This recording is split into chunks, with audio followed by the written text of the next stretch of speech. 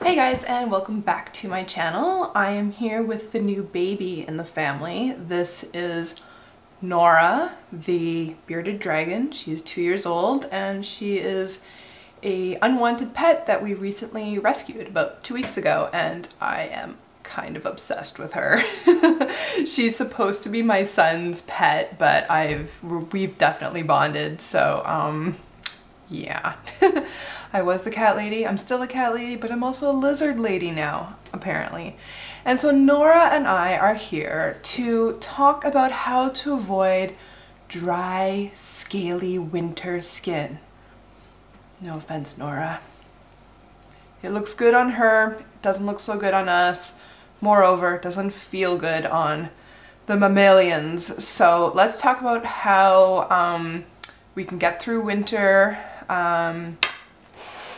I feel like there's a really good Game of Thrones reference in here with winter's coming, Mother of Dragons, Stark.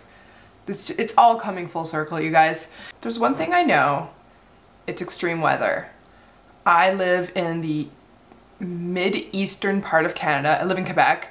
I grew up here, I've lived here most of my life, and we have the most extreme weather fluctuations probably of like any place on earth. Our summers are as hot as plus 40 degrees Celsius. Our winters can be as cold as minus 40 degrees Celsius. So that is a huge temperature range.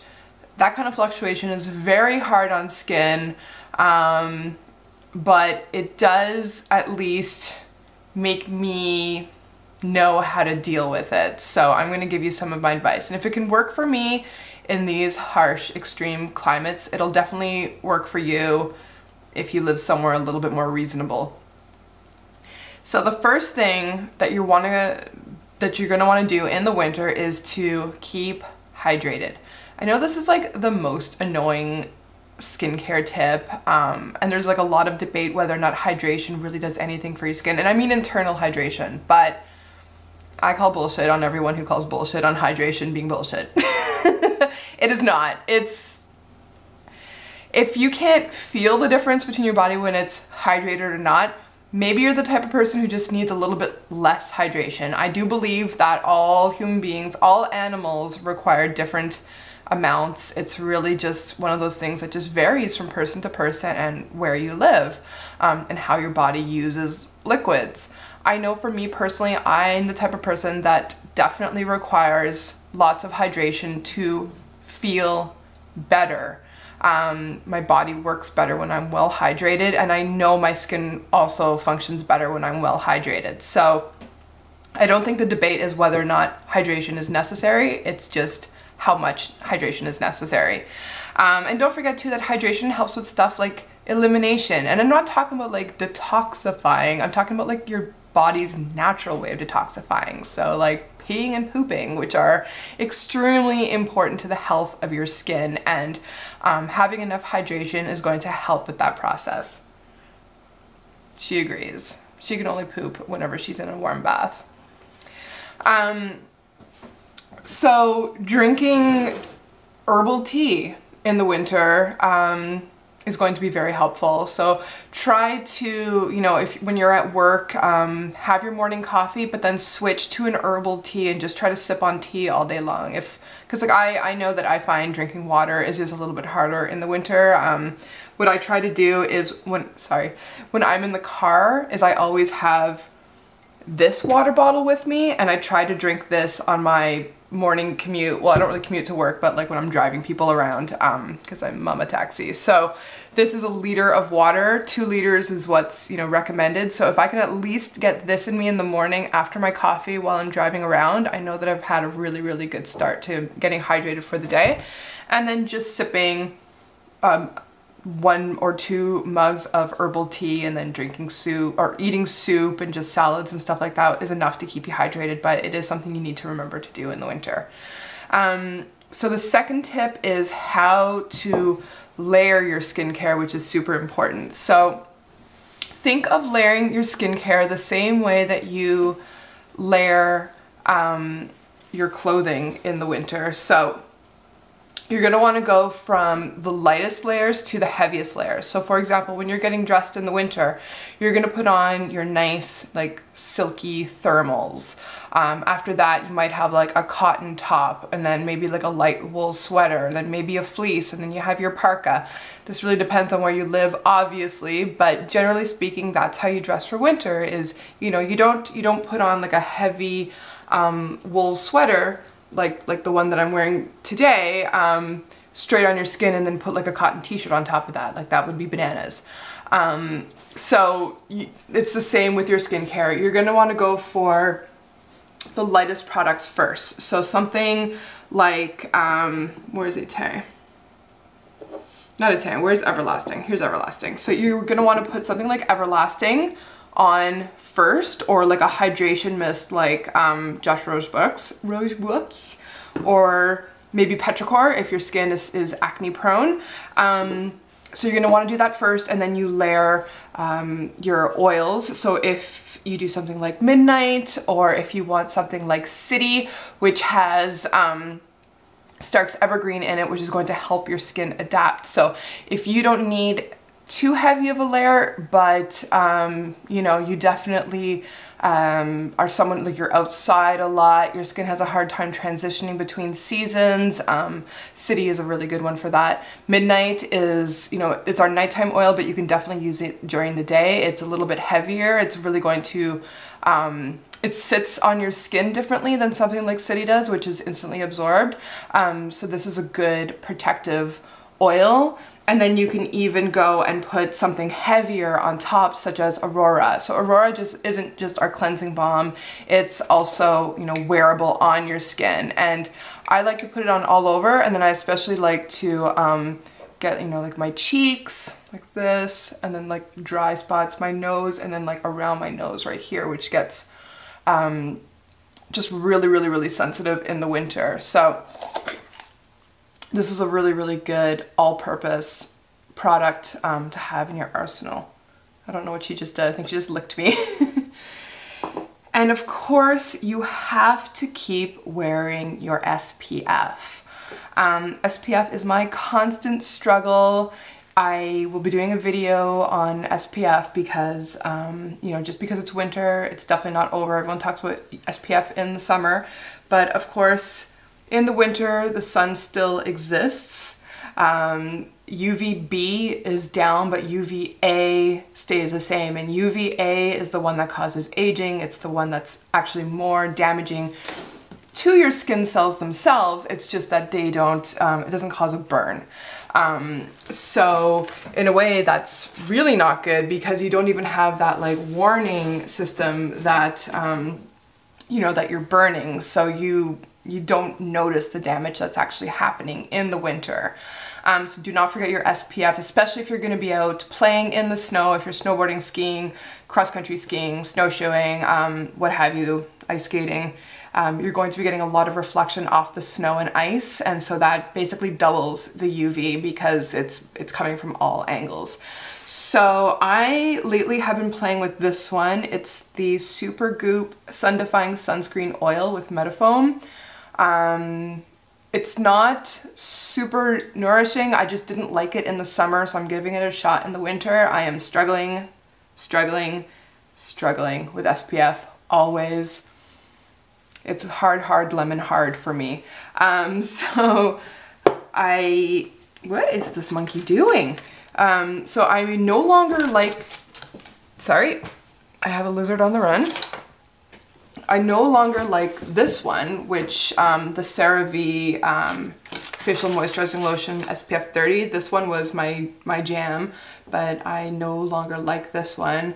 The other one that I've been trying with the retinol in it, it's leaving me very flaky, so I'm ordering some new SPF. I'm doing more testing with a bunch of different brands, and I will be doing a video about that, because SPF is it's probably the most important thing when it comes to skincare, and I struggle with it. I know that a lot of you guys struggle with it too, just to find something really good, affordable. Like, I know there's great $100 SPFs out there, but the things that you want to be using a lot of it, and personally, like my budget, I can't use $100 SPF that I need. You kind of need to get through it, you know, in at least 8 weeks, or else you're not applying enough if it's taking you longer than that to get through a single jar of SPF. So I am on the constant quest.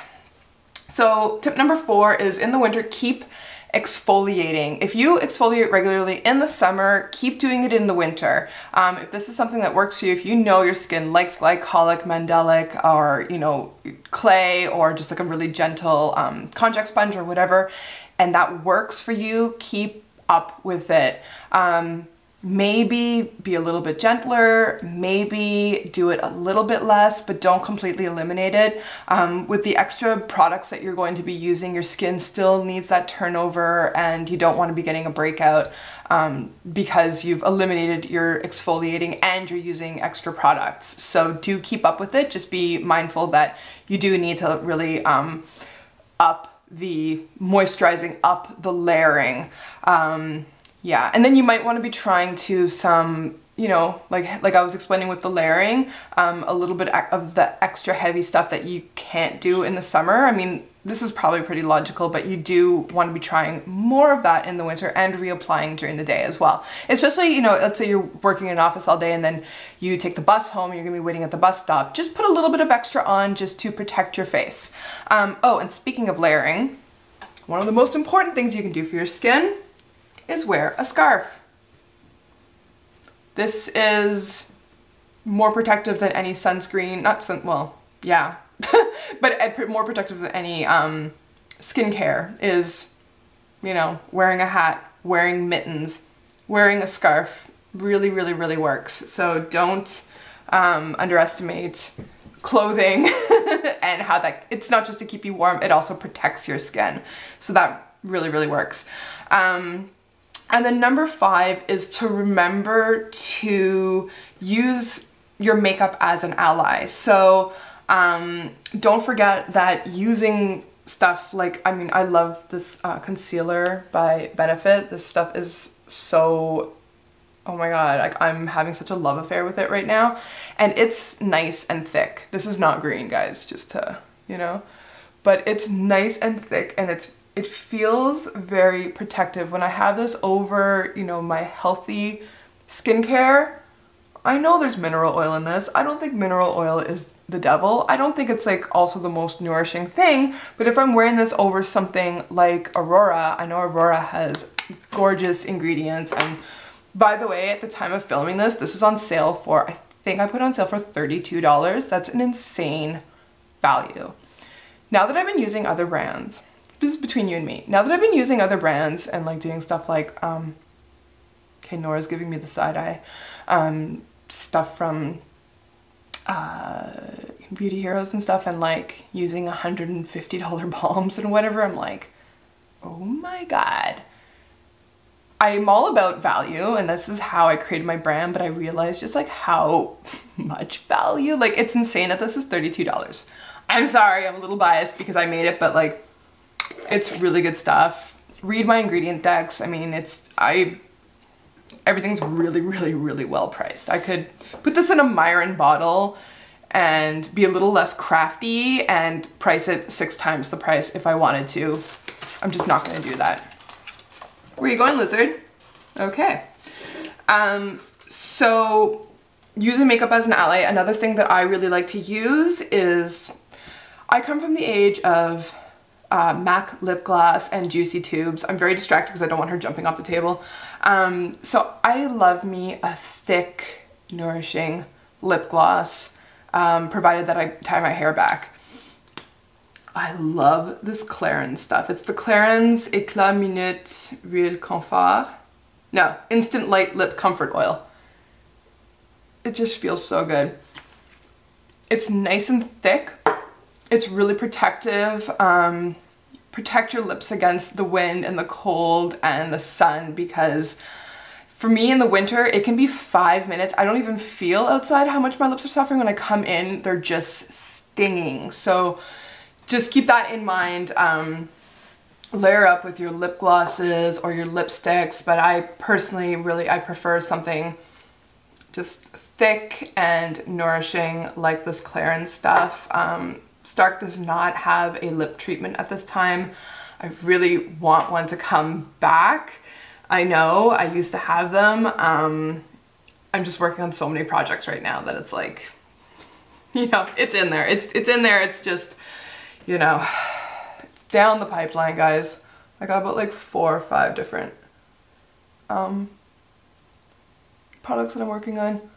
This is Midnight with a rollerball. If you guys haven't picked up rollerballs from my bottles yet, I really, really recommend it.